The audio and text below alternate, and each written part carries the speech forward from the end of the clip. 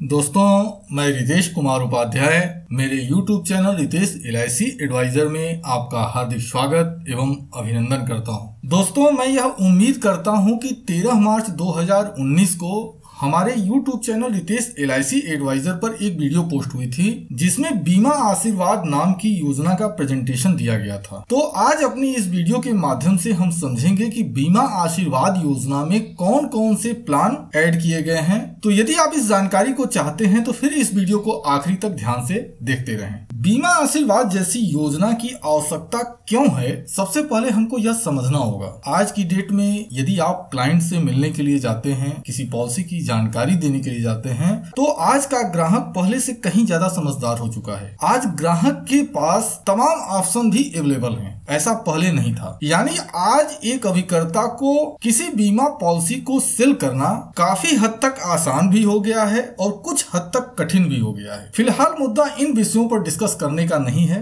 हम सीधे अपने टॉपिक पर आते हैं। आप हमारे इस बात से सहमत होंगे कि आज आपको फील्ड में तमाम ऐसे ग्राहक मिल जाएंगे जिनको योजनाओं की बेसिक जानकारी होती है। और यदि आज की दुनिया में देखा जाए तो बहुत सारे ऐसे लोग हैं जिनका रुझान टर्म इंश्योरेंस प्लान की ओर बढ़ा है, और हमारे बहुत सारे अभिकर्ता मित्र ऐसे हैं जो टर्म इंश्योरेंस प्लान के विषय में बात करने से भी पीछे हटते हैं। मुझे लगता है कि ऐसा नहीं होना चाहिए, और ऐसे ग्राहक जो टर्म प्लान को ही पसंद करते हैं तो उनके लिए हम LIC के माध्यम से बेहतर क्या दे सकते हैं, इसके लिए बीमा आशीर्वाद योजना आपके लिए एक रामबाण साबित होगी। बीमा आशीर्वाद योजना के विषय में जानकारी देने से पहले आपको कस्टमर की नीड को जानना होगा कि कस्टमर की आज की नीड क्या है, जरूरत क्या है। और यदि कस्टमर की नीड टर्म इंश्योरेंस से जोड़कर अगर देखा जाए तो टर्म इंश्योरेंस कई मायनों में बहुत अच्छा है, तो कई मायनों में इसमें कुछ कमजोरियां हैं। अब आप टर्म इंश्योरेंस प्लान सेल करते हैं, नहीं सेल करते हैं, यह एक दूसरा मुद्दा है, लेकिन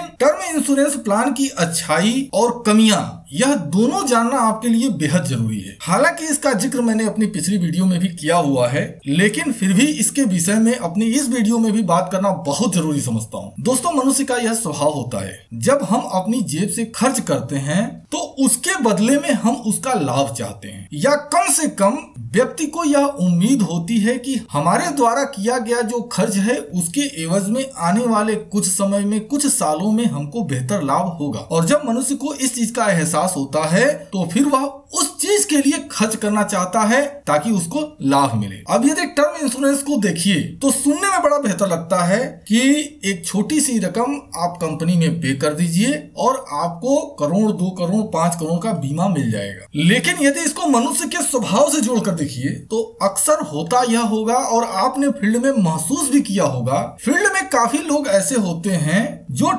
टर्म इंश्योरेंस की पॉलिसी ले तो लेते हैं, वह बोलते भी हैं कि बीमा की पॉलिसी लेने से ज्यादा अच्छा है कि टर्म इंश्योरेंस की पॉलिसी ले लिया जाए, लेकिन साल, 2 साल, 3 साल प्रीमियम जमा करने के बाद ऐसे लोगों को यह महसूस होने लगता है कि हम जिस चीज में पैसा पे कर रहे हैं यह पैसा हमारा व्यर्थ जा रहा है, इससे हमको कोई बेनिफिट नहीं हो रहा है और भविष्य में भी जीते जी मेरे को कोई फायदा होने वाला नहीं है। तो अक्सर लोग टर्म इंश्योरेंस प्लान की प्रीमियम जमा नहीं करते, और जरूरत जब समझ में आती है या उस क्लाइंट के साथ कोई हादसा हो जाता है तो उस समय पता यह चलता है कि उस क्लाइंट की वह प्रीमियम जमा ही नहीं हुई है। यानी जिस चीज के लिए बीमा किया गया था, जिस चीज के लिए टर्म प्लान लिया गया था, वह चीज ही पूरा नहीं हो रहा है। चलिए, यह तो बात हो गई टर्म प्लान की। अब हम समझते हैं कि जीवन बीमा की वास्तव में जरूरत कब है, कितनी है, क्या है। तो दोस्तों, 25 से 30 साल की उम्र होते होते एक व्यक्ति अपनी इनकम करना शुरू कर देता है, और जैसे ही उसकी आय शुरू होती है विवाह के बंधन में बंध जाता है। कम से कम भारतीय समाज के रीति रिवाज के अनुसार उसकी शादी विवाह हो जाती है। उसके बाद उसके घर में बच्चे आते हैं और धीरे धीरे उस व्यक्ति के ऊपर रिस्पॉन्सिबिलिटीज बढ़ती जाती है, और जब तक वह अपने बच्चों का शादी विवाह नहीं कर लेता, जब तक उसके बच्चे कोई जॉब नहीं करने लगते हैं, तब तक उस व्यक्ति के ऊपर रिस्पॉन्सिबिलिटीज बनी रहती है। अब ऐसे परिवार के मुखिया के साथ कोई हादसा हो जाए, वह मुखिया अपने परिवार के साथ न रहे, तो उस परिवार की जो दशा है वह काफी डिस्टर्ब हो जाती है। और मूल रूप से जो रिकवर की जरूरत होती है वह इसी एज में होती है जिस एज में उस मुखिया के ऊपर परिवार के सदस्यों की जिम्मेदारी होती है। तो यह जो कॉम्बिनेशन प्लानिंग है बीमा आशीर्वाद, यह ग्राहक के 30 साल की उम्र से 55 साल की उम्र तक यानी अगले 25 वर्षों तक रिस्क कवर प्रदान करती है। या फिर ग्राहक की उम्र अगर 30 वर्ष से ज्यादा है तो उसकी जो इनकम की एज होगी, जो कमाने की एज होगी, उस एज में उसको रिस्क कवर देगी। अब यदि ग्राहक ने टर्म प्लान लिया हुआ है और उसने 25 साल की पॉलिसी ली, 25 साल टोटल प्रीमियम जमा किए, जमा करने के बाद उसके साथ कोई कैजुअलिटी नहीं हुई, तो जो 25 वर्षों में उस व्यक्ति ने प्रीमियम जमा किया होगा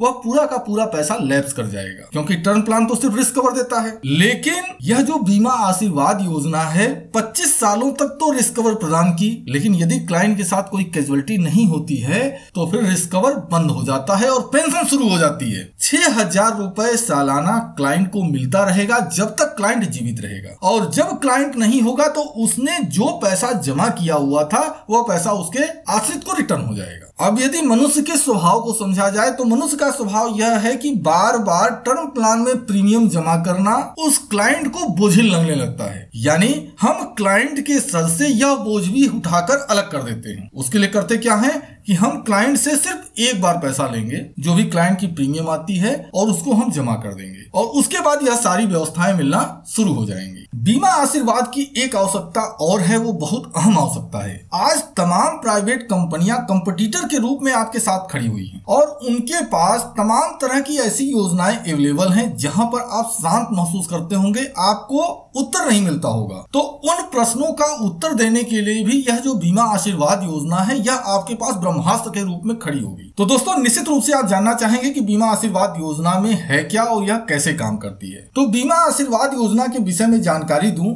उसके लिए मैं 3 प्लान का जिक्र आपके साथ करना चाहता हूं। सबसे पहला प्लान है प्लान नंबर 189 यानी जीवन अक्षय 6, और मैं उम्मीद करता हूं कि जीवन अक्षय 6 को आप जानते होंगे। अब यदि किसी क्लाइंट का पैसा जीवन अक्षय 6 में ऑप्शन F में जमा करा दिया जाए तो क्या होगा? यदि उसने वार्षिक पेंशन का चयन किया है तो अगले वर्ष से प्रति वर्ष जो उसकी पेंशन की राशि होगी वो उसको मिलती रहेगी। अब दूसरा प्लान है प्लान नंबर 822 और 823, यह दोनों ही टर्म प्लान है। प्लान नंबर 822 में अगर आप क्लाइंट से प्रीमियम लेते हैं तो उस प्रीमियम के एवज में 6 लाख से लेकर और 24 लाख तक का बीमा आप उसको दे सकते हैं, और यह जो 822 नंबर टेबल है यह सिर्फ रिस्क कवर प्रदान करता है। ठीक इसी तरह से अगर प्लान नंबर 823 क्लाइंट को देते हैं तो यह 25 लाख से ऊपर का टर्म प्लान है और यह भी सिर्फ और सिर्फ रिस्क कवर प्रदान करता है। अब क्लाइंट की जो मजबूरी है वो यह है कि क्लाइंट बार बार प्रीमियम जमा नहीं करना चाहता है। अब किसी युवा व्यक्ति को प्लान नंबर 189 दिया जाए तो आप भी सहमत होंगे कि किसी युवा व्यक्ति को पेंशन की आवश्यकता नहीं होती है। पेंशन की जरूरत उसको होती है अपने रिटायरमेंट पर, और प्लान नंबर 189 30 साल से ऊपर के किसी भी व्यक्ति को दिया जा सकता है। तो प्लान नंबर 189 से ग्राहक को जो पेंशन मिल रही है, जो रिटर्न मिल रहा है, उसको हम प्लान नंबर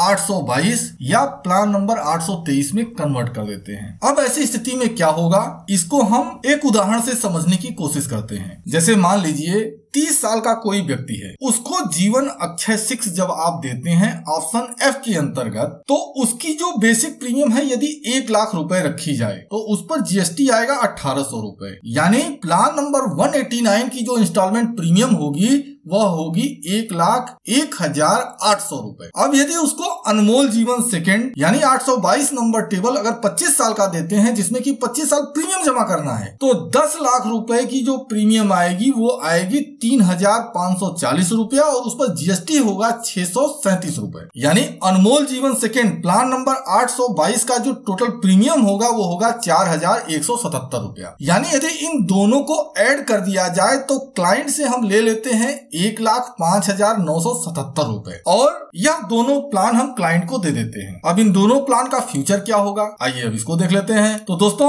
जैसे ही आप 1,05,977 रुपए आप क्लाइंट का पैसा LIC में जमा कराते हैं और यह दोनों पॉलिसी कर देते हैं, तो अगले साल से क्लाइंट को मिलेगा 6,150 रुपए, और अगले साल प्लान नंबर 822 की प्रीमियम जमा करनी होगी 4,177 रुपए। यानी यह जो 6,150 रुपया है उसमें से 4,177 ₹1,977 हम क्लाइंट का जमा करा देते हैं। क्लाइंट के हाथ में इमीडिएट ₹1,973 चला जाता है और यह ₹1,973 अगले 25 सालों तक क्लाइंट के पास जाएगा। यह पहला चीज हो गया।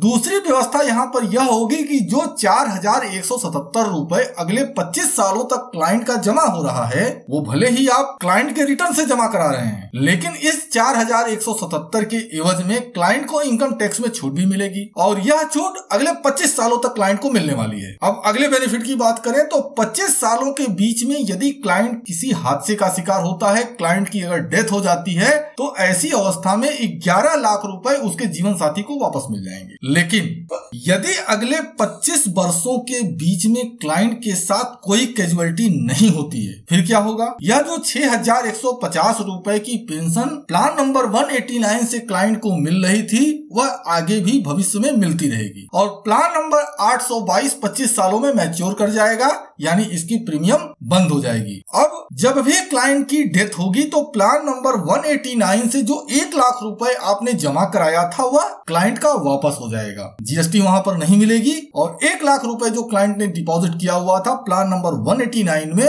वह उसको वापस मिल जाएगा। तो दोस्तों, मैं उम्मीद करता हूं कि यह जो प्लानिंग है, यह प्लानिंग आपके क्लाइंट के लिए काफी बेहतर साबित होने वाली है। खास तौर से ऐसे क्लाइंट जिनका रुझान टर्म प्लान की ओर है, आप ऐसे क्लाइंट को मोटिवेट कर सकते हैं और इस प्लान को सेल कर सकते हैं। तो दोस्तों, यदि आपको लगता है कि इस वीडियो में जो दी गई जानकारी है, यह जानकारी आपके व्यवसाय में फायदेमंद साबित होगी, तो इस वीडियो के नीचे जो बनी हुई है लाइक की बटन, उस पर जरूर क्लिक कर दें। और यदि आपने हमारे चैनल को ऑलरेडी सब्सक्राइब कर रखा है तो उसके लिए थैंक यू वेरी मच। लेकिन यदि अभी तक आपने हमारे इस चैनल को सब्सक्राइब नहीं किया है और इसी तरह की तमाम फायदेमंद जानकारी भविष्य में भी पाना चाहते हैं, तो इसके लिए आपको हमारे इस चैनल रितेश LIC एडवाइजर को सब्सक्राइब कर लेना चाहिए। और यदि हमारे इस चैनल को सब्सक्राइब करते हैं तो साथ में जो बनी हुई है बेल की आइकन, उसको जरूर क्लिक कर दें। उसका बेनिफिट यह होगा कि जब भी हमारे चैनल पर कोई नई वीडियो पोस्ट होगी तो उसका एक नोटिफिकेशन आपको मिल जाएगा। और दोस्तों, मुझे आपके कमेंट का बेसब्री से इंतजार रहेगा। आप कमेंट के जरिए हमको जरूर बताइएगा कि यह जो जानकारी है कैसी लगी आपको, क्योंकि इस वीडियो के माध्यम से 2 चीजों को देने की कोशिश मैंने किया है। पहला कोशिश हमारा यह रहा है कि आप ऐसे क्लाइंट जो टर्म इंश्योरेंस की ओर जा रहे हैं, आप ऐसे क्लाइंट को कैप्चर कर सकें। और दूसरा चीज, जब कभी फील्ड में किसी प्राइवेट कंपनी का अभिकर्ता अगर आपके सामने आपके साथ अगर बैठा होता है, तो आपको उससे बेहतर प्लानिंग के रूप में एक ऑप्शन आपके हाथ में हो। दोस्तों, आपने हमारी इस वीडियो को ध्यान से देखा है, इसके लिए मैं दिल से आपका आभारी हूँ। लास्ट में एक चीज और कहना चाहता हूँ, मेरी वीडियो थोड़ी सी लंबी जरूर हो गई है। कुछ लोगों को ऐसा भी लग सकता है कि वीडियो में एक ही बात को मैंने कई बार बोला हुआ है, तो मेरा उद्देश्य सिर्फ यह रहा है कि ऐसे अभिकर्ता जो अभी व्यवसाय में नए जुड़े हैं, उनका भी कार्य बेहतर हो सके। इस उद्देश्य से मैंने इस जानकारी को दिया है, विस्तृत रूप से देने की कोशिश किया हूँ। लेकिन इसके बावजूद अगर आपको बुरा लगा है तो इसके लिए मैं क्षमा चाहता हूँ। और आपने पूरे पेशेंस के साथ हमारी इस वीडियो को देखा है, इसके लिए मैं दिल से आभारी हूँ। धन्यवाद। Thank you very much.